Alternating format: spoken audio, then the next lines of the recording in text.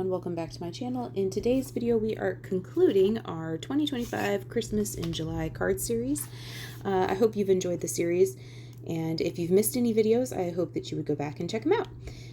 But I do appreciate you being here today. So let's go ahead and kind of use a medium that I haven't used in a coon's age, and that is my Nuvo Shimmer powders. So these are a highly pigmented like mica, and when you spray them, they have like shimmer in them, but not like glitter.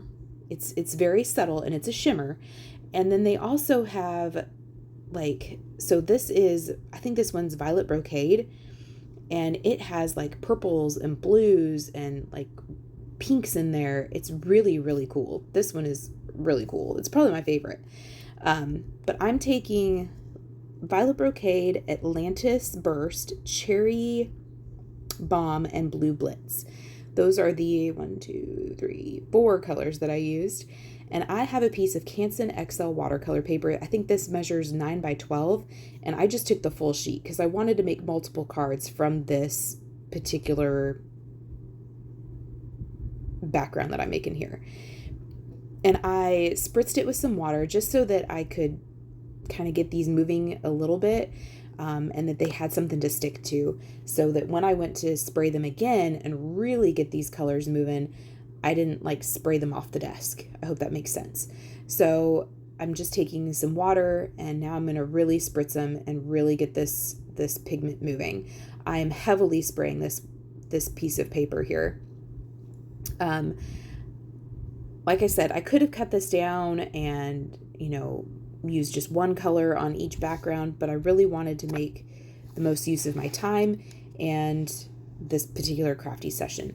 I'm going to grab an Altenew artist brush. You can use any brush, you can use your finger, whatever, and just the spots where the pigment is very grainy still, it hasn't really like dissolved into the water, I'm taking my brush and kind of helping move it along. If there's spots that don't have any pigment at all, I'm using the brush to get in there.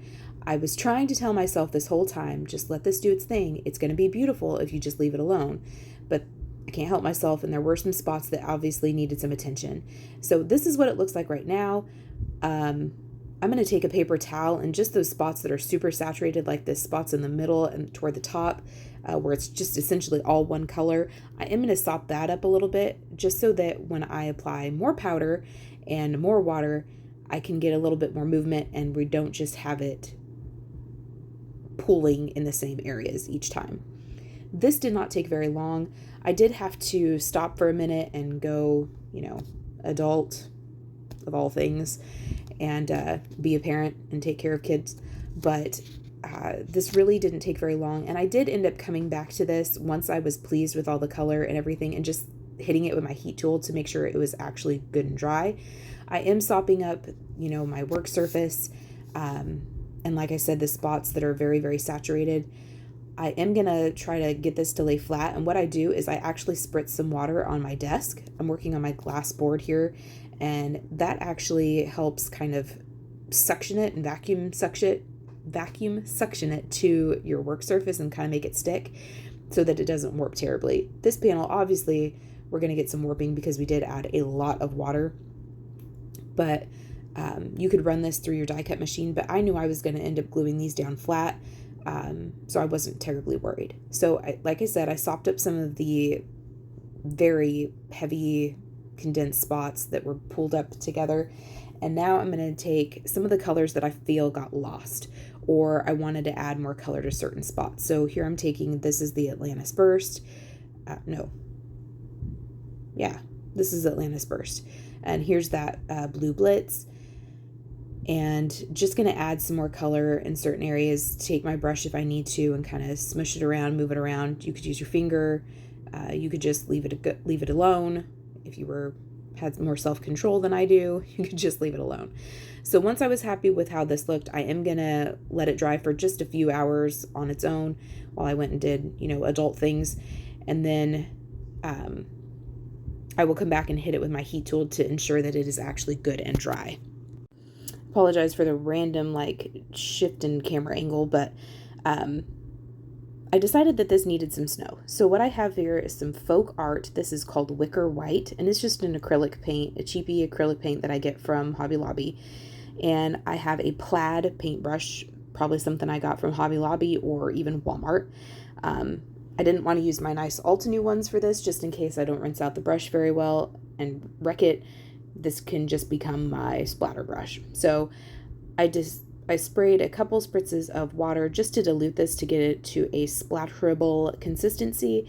And then I'm going to use my index finger, and just kind of tap my brush. I got paint absolutely everywhere. It was on my die cut machine. It was all over my desk. It was all over my heat gun. It was all over my computer. Thankfully, my computer was closed, but it was everywhere. So, splatter at your own, what's the word? What's the phrase? Splatter at your own risk. There you go.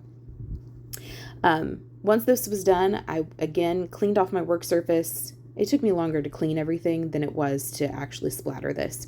But once I had it splattered to look like the consistency of snow that I wanted, then I cleaned off my work surface and hit this with my heat tool just to speed up the drying process for my little snowflakes here. Now it's time to work on some more components for our card. So I have this background kind of landscape building die set from Spellbinders. This is actually called Landscape Edges. And I took the one that looks like hills, and I have some HAMMERMILL panels of cardstock here that I've cut to 4 by 5 1/4, and I just put those through my die cut machine, and I ended up getting 2 hills out of both of those. And since I have 3 cards, I did that 3 times, or excuse me, I have 6 cards, I did that 3 times. And I decided to make it easier for myself. I would go ahead and trim out some 4 by 5 1/4 inch panels of just more of that HAMMERMILL cardstock, so that it would make it easier when I go to put these cards together. The star of the show is this Simon Says Stamp and CZ Design Winter Village die set. This is so cute and so simple, but it's like all things Kathy Zilski, it is absolutely beautiful in its simplicity. And I really wanted to use this. So this is kind of where we're headed. I'm going to end up gluing down all of the shimmer powder backgrounds down flat first to the top of the card. And then I will end up using the little hills, snow hills that we made, to cover up any edges that I don't like. So if there were spots where the ink just kind of pooled weird or dried weird, or if I had some splatter that just I didn't really like, snow that I didn't really like, I put that toward the bottom because I knew that my snow hills would cover that up. So I'm just going to go through and glue all of these shimmer powder backgrounds down flat to our little HAMMERMILL backgrounds. And I'm going to say that my magnets came in clutch during this project. I got that little tip from Giannis Makula. Here I'm showing you that I didn't really like how that part of it looked, so I'm just going to cover it up with this snowbank and no one will ever be the wiser. The reason why I cut this off speaking is rough. The reason why I am adhering these to the 4 by 5 1/4 inch panels is because then I don't have to sit there and fiddle with the card base, because I've actually trimmed these all slightly smaller than my card base. I don't have to sit there and fiddle with trying to make sure that, lining it up on my glass board or measuring it with a ruler to make sure that it is indeed 4 by 5 1/4. So that was just a quick, easy way to do that. And then once I have all of these glued down, covering up what parts I don't like, then I can just flip them over and trim off any excess with a long pair of scissors. Once I was happy with that, it was time for our sentiment. So I'm taking some Concord and 9th Midnight ink, and I am taking a kind of stacked, block font sentiment from Gina K Design's stamp set. This is actually called Home for the Holidays. You will see that in my Christmas card series toward the end of the year. But I wanted to kind of have a stacked sentiment. For some of these, that the snowbanks were a bit taller, and I felt like a stacked sentiment like this would fill up the space nicely.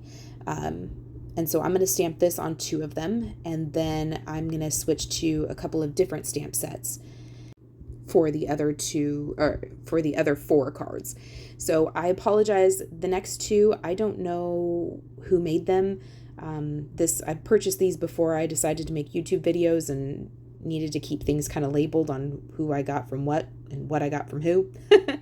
And this happens to be one of those. So if you happen to know what this is, you have this in your stash, I want to say this is a honeybee set, but I could totally be wrong. And the next one I use, I think, is from Simon Says Stamp and Kathy Zilski, but I could be wrong on that also. So don't quote me, but if you do happen to have these and know what they are, please let me know. That'd be great. So I'm using a transparency sheet from Simon Says Stamp just to help me not only keep from smudging my white cardstock here, but also to help me make sure that everything is lined up where I want it before I actually start to ink up my stamp. So I'm using that same midnight ink on everything. I thought that played well with the colors that we used as far as our shimmer powders go. I didn't necessarily want to use black, although you absolutely could. I did end up mounting some of these onto black card bases. So black wouldn't have been terrible for those, but I really liked how this dark blue, this navy blue looked on and kind of matched and paired with our shimmer backgrounds here. This is the one that I think is from Simon Says Stamp and Kathy Zilski. It has a long piece on earth, just in a line, a single line, and I thought that fit on some of these ones where the snowbanks weren't as tall, but they're still kind of got some length to them. And I thought these fit into that opening very well. I'm using the grids not only on my mini Misty here to make sure that I'm getting that lined up, not only side to side, but, you know, across the bottom evenly, and then also that little transparency again, just to make sure that everything is lined up before I stamp this all down. Once that was done, I glued all of these panels down flat to card bases that measure 4 1/4 by 5 1/2 when folded.